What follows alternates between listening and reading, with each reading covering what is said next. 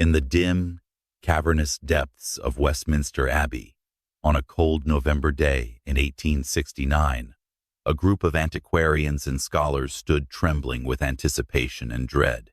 They had gathered to commit an act both sacred and profane, to open the tomb of Queen Elizabeth I, the Virgin Queen, whose reign had shaped the destiny of England over 2 centuries prior. The air was thick with the musty scent of ancient stone, but as the heavy marble lid of her coffin was pried loose, a noxious stench assaulted their senses, a putrid reminder of mortality that no royal title could escape. What secrets lay within the decaying remnants of one of history's most enigmatic monarchs? What truths would emerge from the stinking coffin of a queen whose life was shrouded in both glory and mystery? The decision to disturb Elizabeth's eternal rest was not made lightly. By the mid-19th century, Victorian England was gripped by a fascination with the past, an obsession with uncovering the physical relics of history to better understand the figures who had shaped the nation. Queen Elizabeth I, who reigned from 1558 to 1603, was a towering figure in this historical imagination, a woman who had defied the constraints of her gender to lead England through a golden age of exploration, literature, and military triumph. Her victory over the Spanish Armada in 1588, her patronage of Shakespeare, and her steadfast refusal to marry had cemented her as an icon of strength and independence. Yet, beneath the glittering surface of her legacy lay whispers of darker truths, rumors of hidden illnesses, secret loves, and even questions about her very identity. The opening of her tomb was seen by some as a chance to lay these speculations to unearth them in the most literal sense. To understand why such a drastic step was taken, we must first journey back to the world Elizabeth inhabited, a world of political intrigue, religious upheaval, and constant danger. Born in 1533 to King Henry VIII and his ill-fated second wife, Anne Boleyn, Elizabeth's early life was marked by uncertainty and peril. Her mother's execution when Elizabeth was just 2 years old left her branded as illegitimate in the eyes of many, a status that haunted her through the reigns of her half-siblings, Edward VI and Mary I. It was only after Mary's death in 1558 that Elizabeth ascended to the throne at the age of 25, inheriting a kingdom fractured by religious conflict and teetering on the brink of financial ruin. England was a small, vulnerable player on the European stage, overshadowed by the might of Catholic Spain and France. Yet, through sheer will, cunning diplomacy, and an unyielding sense of duty, Elizabeth transformed her nation into a burgeoning empire. Her reign was not without its shadows. Elizabeth faced constant threats from within and without, plots to assassinate her, rebellions led by Catholic factions, and the ever-looming specter of her cousin, Mary, Queen of Scots, whose claim to the English throne made her a perpetual rival. Elizabeth's decision to remain unmarried, earning her the moniker of the Virgin Queen, was both a political strategy and a personal enigma. By refusing to wed, she avoided the risk of ceding power to a foreign prince or a domineering husband, but she also fueled endless speculation about her private life. Was her virginity a genuine choice, or a carefully crafted myth? Did she harbor secret lovers, as some whispered, or was her heart truly devoted only to her kingdom? These questions lingered long after her death on the 24th of March, 1603, at the age of 69, in Richmond Palace. Her passing marked the end of the Tudor dynasty, as she left no heirs, and the crown passed to James VI of Scotland, uniting the two kingdoms under a single ruler. Elizabeth's body was laid to rest with great ceremony in Westminster Abbey, in a tomb she shared with her half-sister Mary, a poignant, if ironic, reunion of two queens who had been bitter adversaries in life. The monument above their resting place bore an effigy of Elizabeth in her regal splendor, a symbol of her enduring legacy. Yet, as centuries passed, the physical reality of her remains became a subject of morbid curiosity. By the 19th century, Advancements in science and archaeology had sparked a wave of tomb openings across Europe, as scholars sought to study the bones of historical figures for insights into their lives and deaths.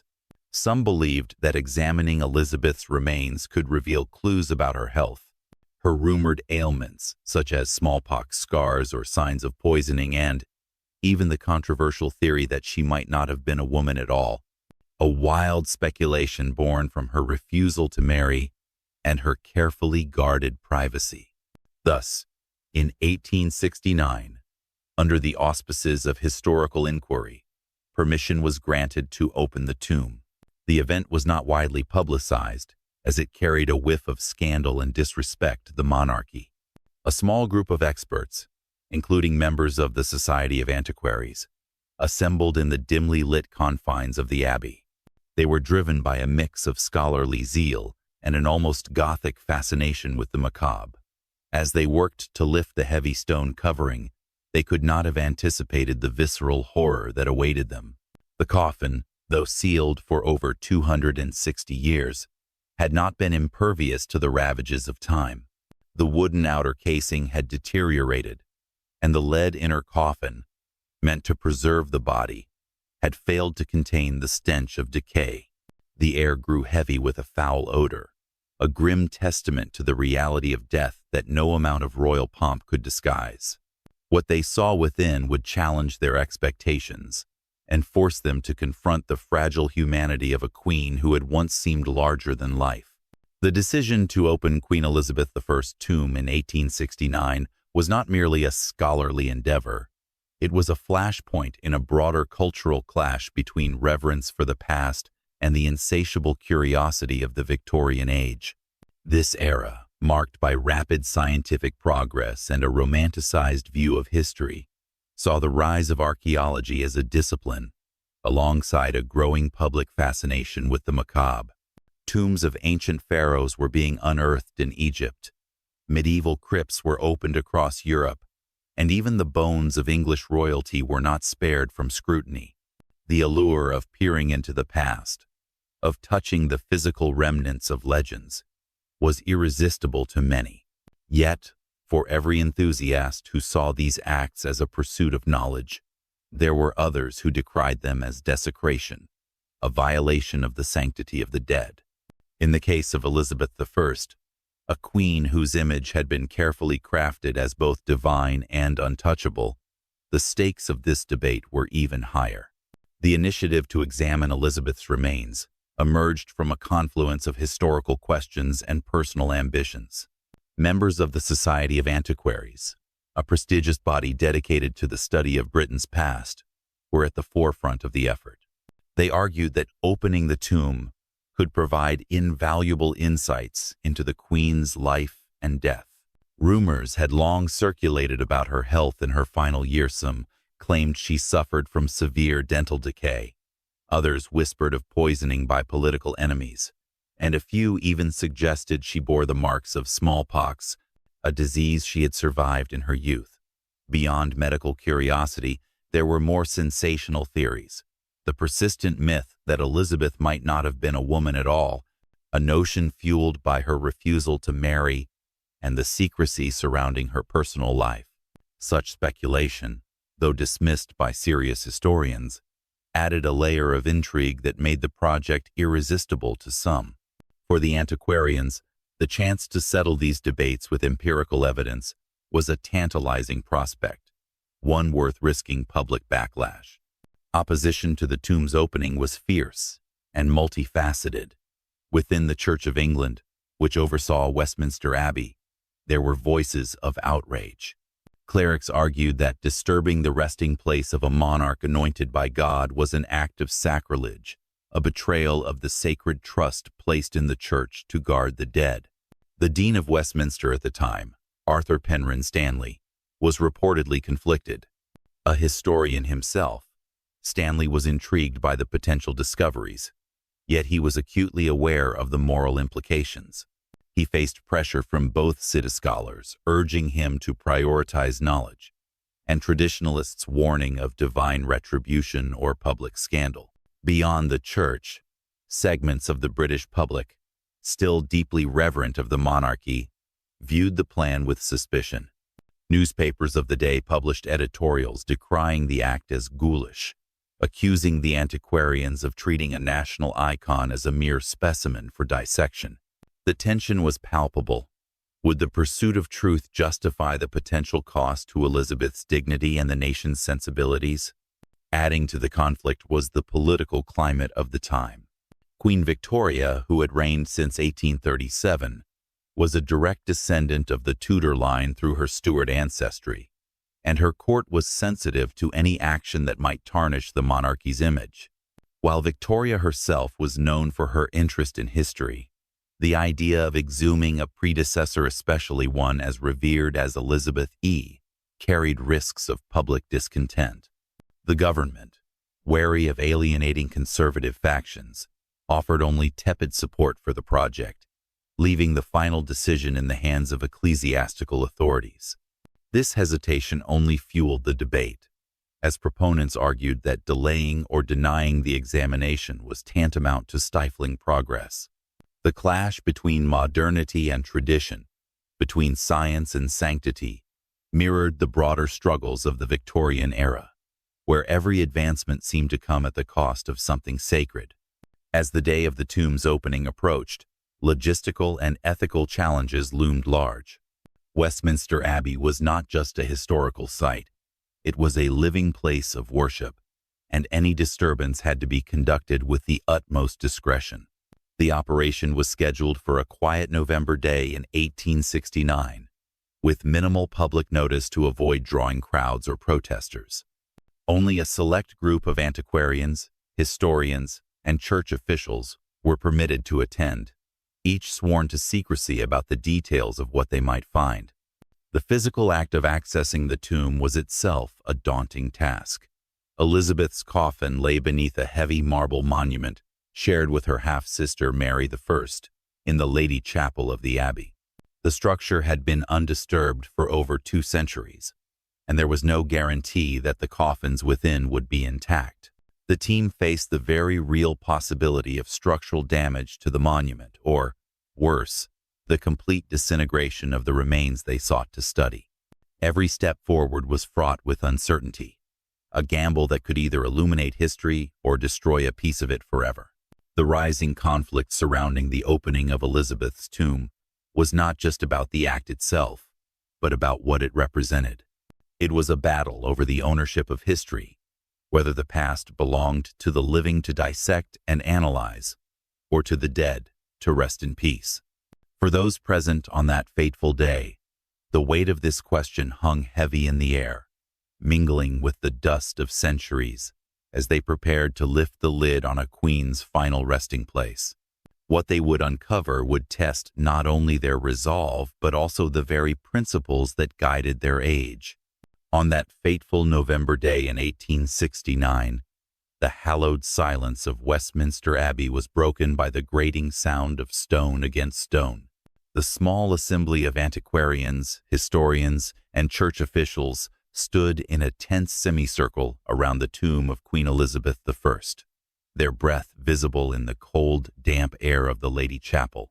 The heavy marble lid of the monument, shared with her half-sister Mary I, had been carefully maneuvered aside after hours of painstaking labor, revealing the inner sanctum where the coffins lay. The outer wooden casings, meant to protect the leaden shells within, had long since succumbed to the relentless march of time, reduced to little more than splintered fragments and dust. As the team prepared to lift the lid of Elizabeth's lead coffin, a sense of foreboding settled over them. They were about to cross a threshold from which there was no return, peering into the mortal remains of a queen who had once been the very embodiment of England's glory. The first assault came not from sight, but from smell. As the lead coffin was breached, a wave of putrid air escaped, a stench so overpowering that several of the men recoiled, pressing handkerchiefs to their faces in a futile attempt to shield themselves. It was the unmistakable odor of decay, a grim reminder that even the mightiest of monarchs could not escape the ravages of death. The Victorian era, with its sanitized view of mortality often hidden behind elaborate mourning rituals, offered little preparation for such a raw confrontation with the reality of decomposition. The smell was described in later accounts as a mix of rotting flesh and damp earth, tinged with the metallic tang of the lead that had failed to fully seal the body from the elements. For those present, it was not just an olfactory assault, but a profound emotional shock, a visceral connection to the fragility of human life, even one as storied as Elizabeth's. Peering into the coffin, the group was met with a sight that both horrified and humbled them. The Queen's remains were far from the pristine image of regal repose they might have hoped to find. Over 2.5 centuries had taken their toll, reducing much of what had once been Elizabeth I to a skeletal frame draped in the tattered remnants of her burial garments. The once luxurious fabrics, likely embroidered with gold thread and symbols of her sovereignty, had disintegrated into brittle fragments, clinging to the bones like ghostly whispers of her former majesty. Her iconic red hair, so often celebrated in portraits as a symbol of her vitality, was gone, replaced by a few wisps of dull, brittle strands clinging to the skull. The face that had inspired poets and intimidated kings was now a hollow mask, the features collapsed into an unrecognizable void. Yet, even in this state of ruin, there was a strange dignity to the remains, a silent testament to the woman who had defied empires and reshaped a nation. The physical decline of Elizabeth's body was not merely a matter of natural decay.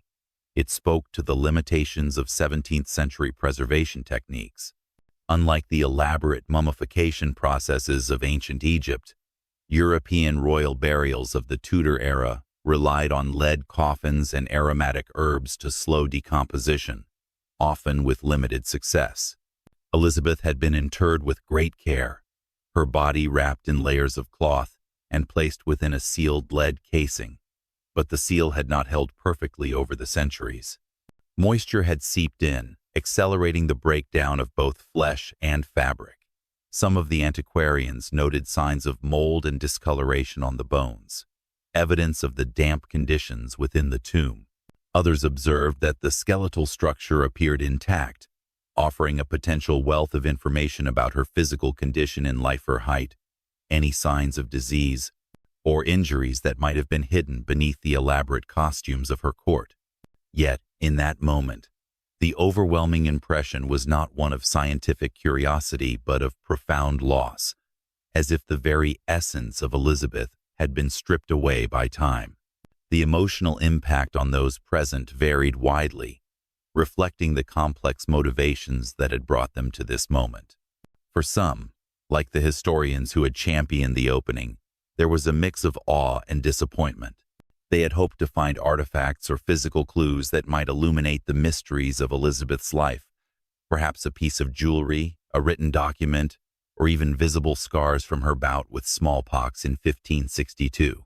Instead, they were confronted with the stark reality of decay, a reminder that history often leaves more questions than answers. For others, particularly the church officials who had reluctantly sanctioned the act, there was a palpable sense of guilt. One account from the time describes a clergyman muttering prayers under his breath, as if seeking forgiveness for the intrusion. The act of opening the coffin felt less like a triumph of knowledge and more like a violation, a desecration of a sacred space that should have remained untouched. As the initial shock subsided, the team began to grapple with the practical implications of what they had uncovered. The state of the remains meant that any detailed examination would require extreme care to avoid further damage. They knew that their time with the coffin open would be limited both by the unbearable stench and by the need to reseal the tomb before word of their actions spread. Decisions had to be made quickly: what to document, what to preserve, and how to balance their scholarly goals with the ethical weight of their actions. In that cold, dimly lit chapel, surrounded by the echoes of history, they stood at a crossroads. The stinking coffin of Queen Elizabeth I had been opened, but at what cost to her legacy and to their own consciences? In the flickering lantern light of Westminster Abbey's Lady Chapel, The small team of antiquarians and historians bent over the opened coffin of Queen Elizabeth I, their faces a mixture of grim determination and barely concealed revulsion. The stench of decay still hung heavy in the air, a constant reminder of the grim task at hand, but they pressed on, driven by a need to extract whatever knowledge they could from the fragile remains before them. The Queen's skeletal frame, draped in the tattered remnants of her burial shroud, lay exposed after over 260 years of undisturbed rest. This was no longer the Virgin Queen of legend, the indomitable ruler whose image had been immortalized in portraits of regal splendor. This was a stark, humbling testament to her mortality, a body ravaged by time and the relentless forces of nature. Every observation, every note scribbled in haste, felt like an intrusion. Yet they knew this moment, however unsettling, might offer answers to questions that had lingered for centuries. The physical examination of Elizabeth's remains revealed a body that had endured much, both in life and in death.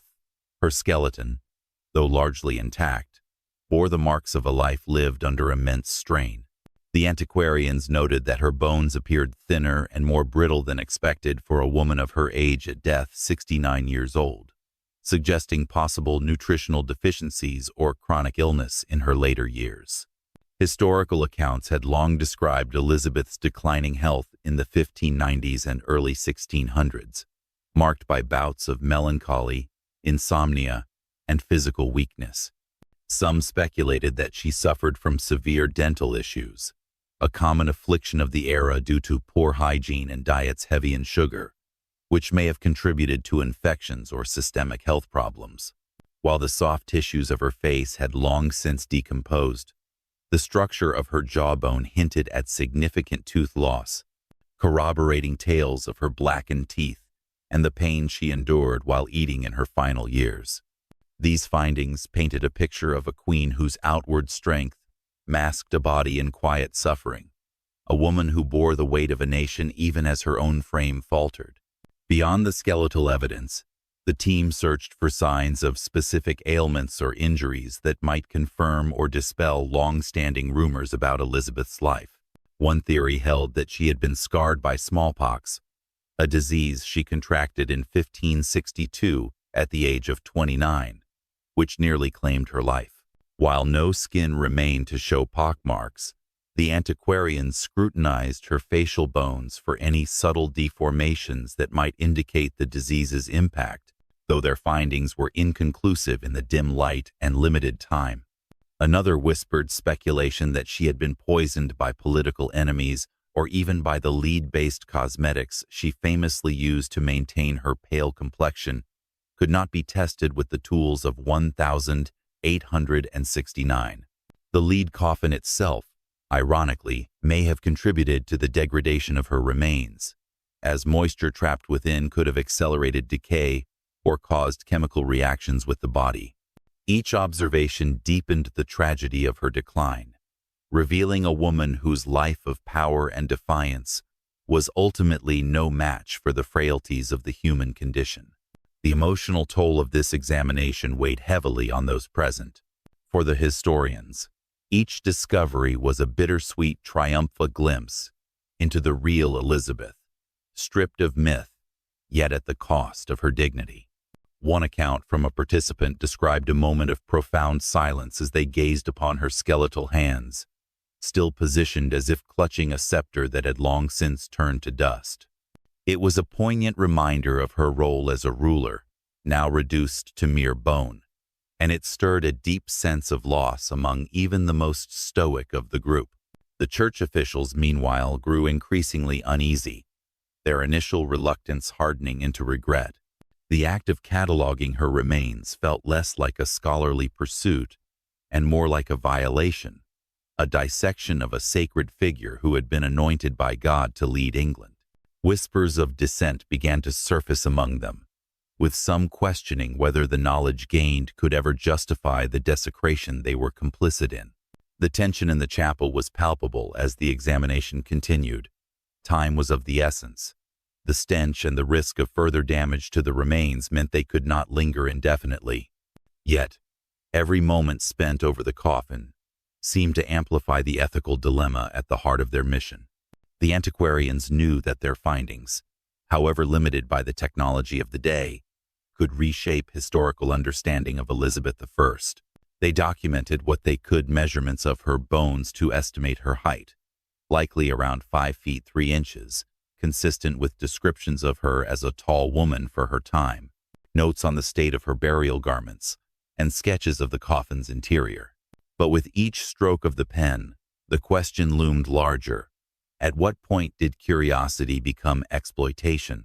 The suffering evident in her remains was not just physical but symbolic. A queen who had sacrificed personal happiness for her kingdom, now exposed in her most vulnerable state for the sake of posterity.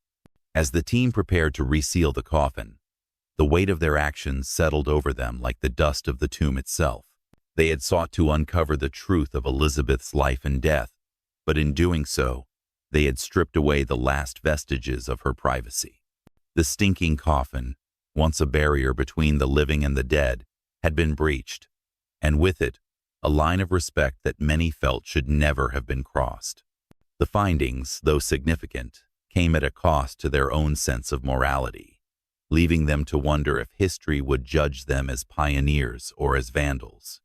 The air in Westminster Abbey's Lady Chapel grew heavier with each passing minute on that bleak November day in 1869, as the team of antiquarians and church officials concluded their examination of Queen Elizabeth I's remains.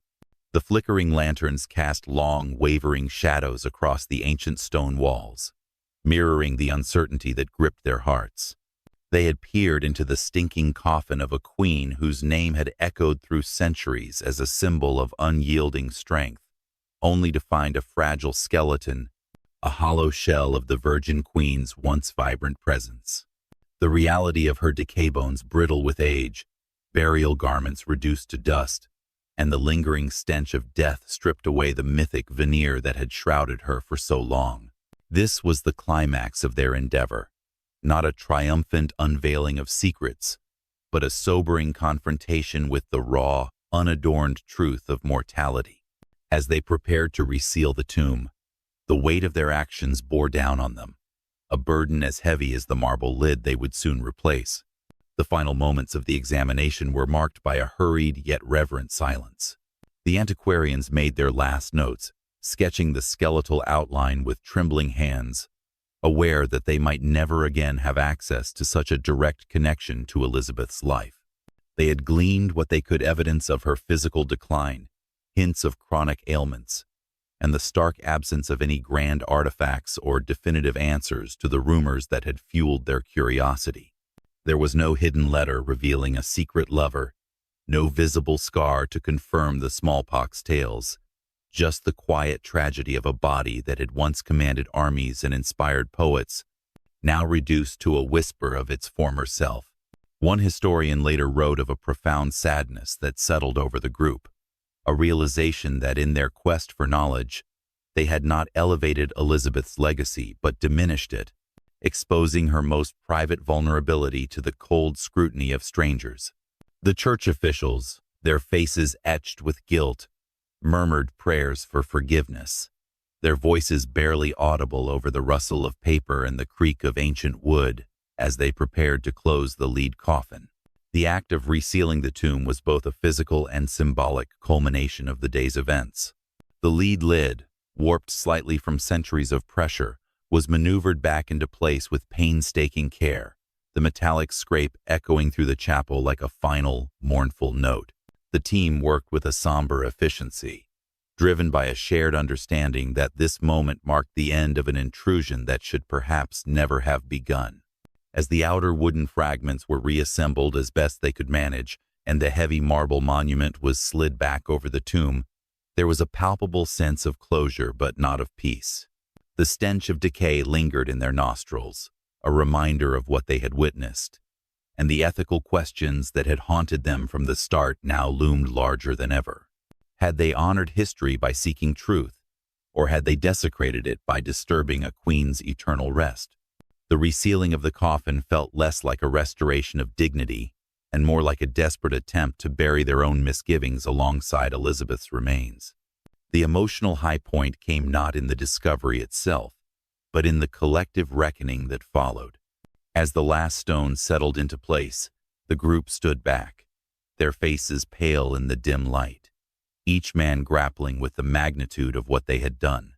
For the antiquarians, the thrill of touching history was tainted by the realization that they had shattered and illusioned the image of Elizabeth as an untouchable icon, forever preserved in the amber of national memory.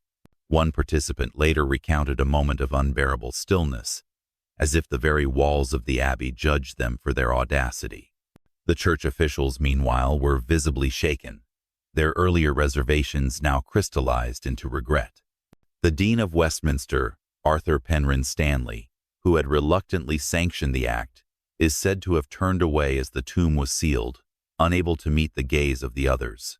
The act of opening the stinking coffin had not just revealed Elizabeth's decayed body, it had exposed the fragility of their own moral convictions, leaving them to question whether the pursuit of knowledge could ever justify such a profound violation. This climactic moment reverberated beyond the confines of the chapel, though few outside the small circle would ever know the full extent of what transpired. The event was kept largely secret, with only vague reports filtering into historical circles and newspapers of the time. Yet for those who stood witness, the memory of that day would linger like the stench that clung to their clothes long after they left the abbey. They had sought to bridge the gap between past and present, to touch the very bones of history, but instead, they had uncovered a truth too raw, too human to bear. Elizabeth I, the queen who had defied empires and shaped a golden age, had been reduced in their eyes to a mere mortal, her suffering and decline laid bare in a way that no portrait or chronicle could ever convey. The resealing of her tomb was not just the end of a physical act, but the beginning of a deeper, more troubling reflection on the cost of curiosity. As they stepped out of the Lady Chapel into the cold November air, the weight of their actions followed them, a shadow cast by the flickering light of their own ambitions. The stinking coffin of Queen Elizabeth I had been closed once more, but the questions it raised about respect, legacy, and the boundaries of historical inquiry remained open, raw wounds on the conscience of all who had dared to look within. In the days and weeks following the resealing of Queen Elizabeth I's tomb on that somber November day in 1869, the small group of antiquarians, historians, and church officials who had witnessed the event carried the weight of their actions in silence. The air of Westminster Abbey had cleared of the putrid stench that had assaulted their senses, but the memory of what they had seen and the ethical burden of what they had done clung to them like a persistent fog.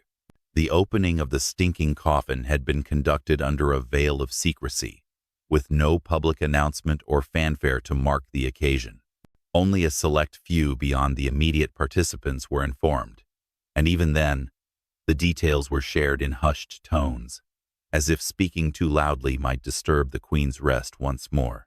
Yet, the ripples of this act, though hidden from the broader Victorian public, would subtly shape historical discourse and personal consciences for years to come, leaving an indelible mark on how Elizabeth's legacy was perceived by those who knew the truth. The immediate aftermath saw a quiet but profound shift among the individuals involved. The antiquarians and historians, initially driven by a thirst for knowledge, found themselves grappling with the unintended consequences of their curiosity. Their findings, limited as they were by the rudimentary tools of the era and the degraded state of the remains, offered some insights into Elizabeth's physical decline, such as the evidence of tooth loss and brittle bones that hinted at chronic health struggles in her later years. However, these discoveries came at a steep personal cost. Many expressed private regret in letters and journals, lamenting that they had not uncovered grand revelations to justify the intrusion, only the stark reality of decay that diminished the Queen's mythic stature in their own eyes. For the church officials, particularly Dean Arthur Penrhyn Stanley, the event deepened an internal conflict between their roles as custodians of sacred spaces and as stewards of historical inquiry. The act was rarely spoken of in ecclesiastical circles, buried under layers of discretion, yet it lingered as a cautionary tale about the limits of human ambition when it trespasses on the divine. Beyond the personal toll, the opening of the tomb had subtle but lasting effects on the institutions and practices surrounding historical preservation. While the event itself remained largely unknown to the public, whispers of it circulated among scholarly communities, contributing to a growing unease about the ethics of exhuming historical figures. The Victorian fascination with archaeology and the macabre began to face increasing scrutiny in the decades that followed, as debates over the sanctity of burial sites gained traction. The case of Elizabeth I, though not widely documented at the time, became a quiet reference point for later discussions on whether the dead should be disturbed in the name of science. It foreshadowed a shift towards stricter regulations and ethical guidelines in the 20th century, as historians and archaeologists began to prioritize non-invasive methods of study. In this way, the intrusion into Elizabeth's tomb, though a footnote in public history, played a role in shaping how future generations would approach the delicate balance between uncovering the past and respecting its resting places. The legacy of Elizabeth I herself, however, remained largely untouched by the 1869 event in the eyes of the broader world. To the public, she continued to stand as the Virgin Queen, the indomitable ruler who had ushered in a golden age of English culture and power. The romanticized image of her reign-marked by triumphs over the Spanish Armada, patronage of Shakespeare, and an unwavering commitment to her nation endured in textbooks, paintings, and national memory. Yet, for the few who had gazed upon her decayed remains, there was a poignant duality to her legacy. They knew the human frailty beneath the crown, the suffering etched into her bones, and the vulnerability that no royal title could shield.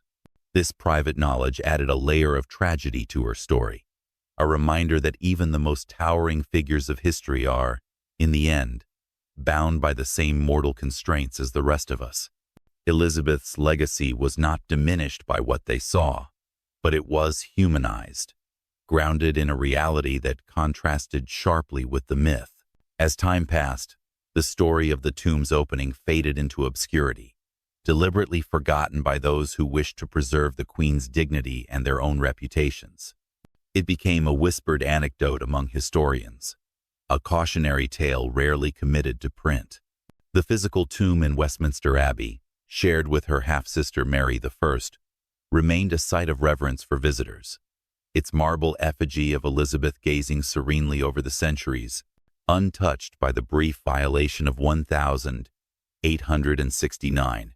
Yet, the event left an unspoken question hanging in the air. How do we honor the past without exploiting it? The stinking coffin of Queen Elizabeth I had been opened and closed, but the moral quandary it exposed continues to resonate, challenging us to consider where the line should be drawn between curiosity and respect, between the pursuit of truth and the preservation of sanctity. In reflecting on this haunting chapter of history, one cannot help but wonder what Elizabeth herself would have thought of such an intrusion. Would she, a queen who so fiercely guarded her privacy in life, have recoiled at the thought of her mortal remains laid bare for scrutiny? Or would she, ever the pragmatist, have understood the relentless human drive to uncover the past, even at the cost of her own dignity? As we ponder these questions, her story lingers in our minds, a testament to both her enduring power and her inescapable humanity. If this tale has stirred something in you, it awe, unease, or curiosity, share your thoughts with us. What boundaries should we set when exploring history's deepest secrets? Let's continue this conversation, for the echoes of Elizabeth's life and the lessons of her disturbed rest still have much to teach us.